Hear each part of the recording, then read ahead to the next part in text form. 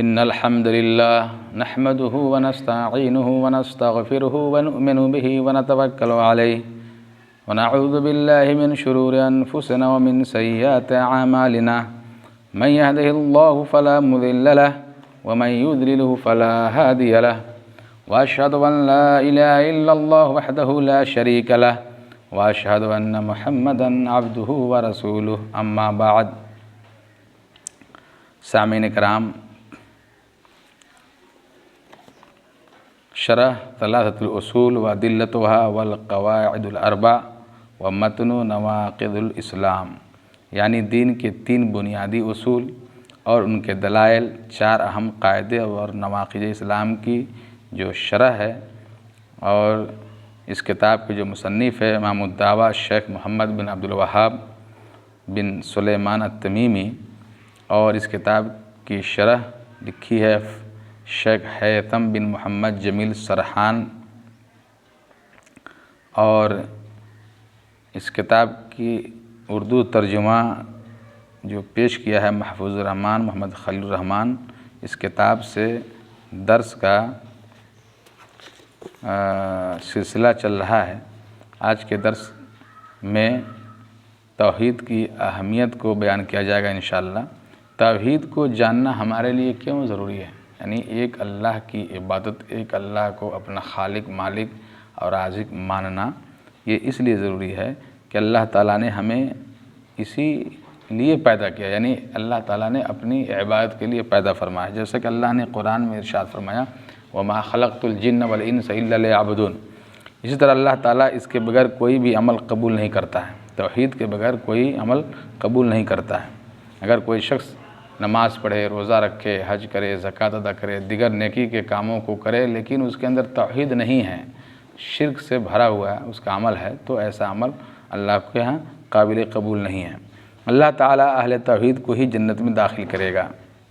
یہ نیکیوں میں زیادتی کا سبب ہے، یہ برائیوں کے لیے کفارہ ہے، یہ ہدایت اور امن و شانتی اور امن و سلامتی کا ذریعہ ہے، یہ اطمینان و سکون حاصل کرنے کا ذریعہ ہے، یہ نبی کریم صلی اللہ علیہ وسلم کی شفاعت پانے کا ذریعہ ہے. سلف صالحین اور علماء اہل سنت نے توحید کو بڑی اہمیت دی ہے، اور کیونکہ اس میں بہت سارے نفع بخش فائدے اور ایسے اصول و ضوابط اور قواعد ہیں جو ایک شرعی طالب علم کے لیے بنیادی حیثیت رکھتے ہیں. لہٰذا ہمیں بھی سلف صالحین کی پیروی کرتے ہوئے سلف صالحین کے منہج کو اختیار کرنا چاہیے.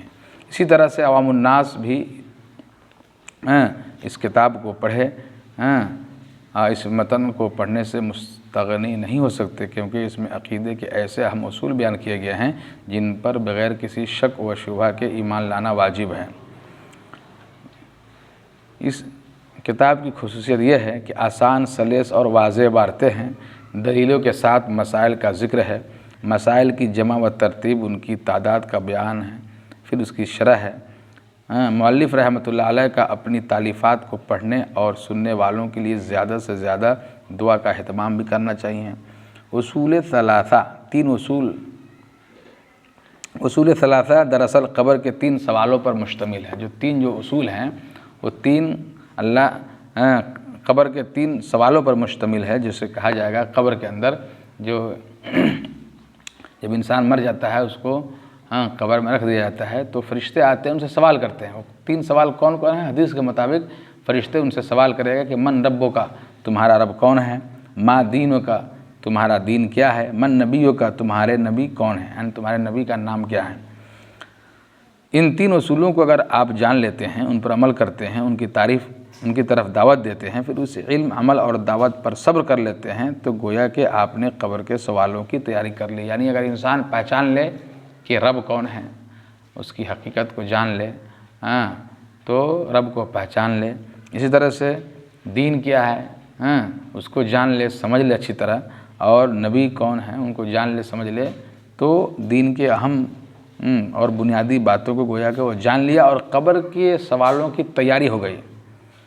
تو اس کتاب میں 4 مسائل، المسائل الاربع پہ بھی بحث ہے، المسائل الثلاث 3 مسائل پر بھی بحث ہے، توحید کے اقسام بھی ہے، توحید کی اہمیت بھی ہے، اور اسی طرح سے الاصول الثلاثہ 3 اصول یعنی قبر کے جو سوالات ہیں۔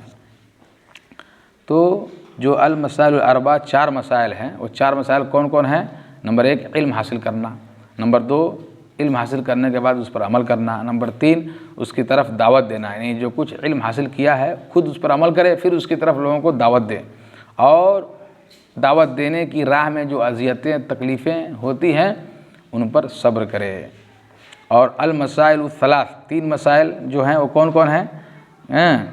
توحید ربوبیت اور توحید اسماء و صفات، نمبر 2 توحید الوہیت، اور نمبر 3 شرک اور اہل شرک سے اظہار براءت، یعنی دل، زبان اور اعضاء و جوارح کے ذریعے۔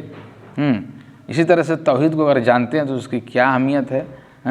توحید جاننے کی اہمیت یہ ہے کہ اور اسی طرح سے الاصول الثلاثہ 3 جو اصول ہیں جو قبر کے 3 سوالات پر مشتمل ہیں، وہ ہے من ربک، تمہارا رب کون ہے؟ ما دینک، تمہارا دین کیا ہے؟ من نبیک، تمہارے نبی کون ہیں؟ تو اس طرح سے انشاءاللہ آئندہ کے درس میں اور بھی مسائل پر گفتگو ہوگی، توحید سے متعلق، شرک سے متعلق، علم سے متعلق، اور رب سے متعلق، دین سے متعلق، نبی سے متعلق باتیں ہوں گی۔ اللہ تبارک و تعالیٰ سے دعا ہے کہ اللہ تبارک و تعالیٰ ہمیں ان باتوں پہ عمل کرنے کی توفیق عطا فرمائے۔ وصلی اللہ علی نبینا محمد وعلی آلہ وصحبہ اجمعین۔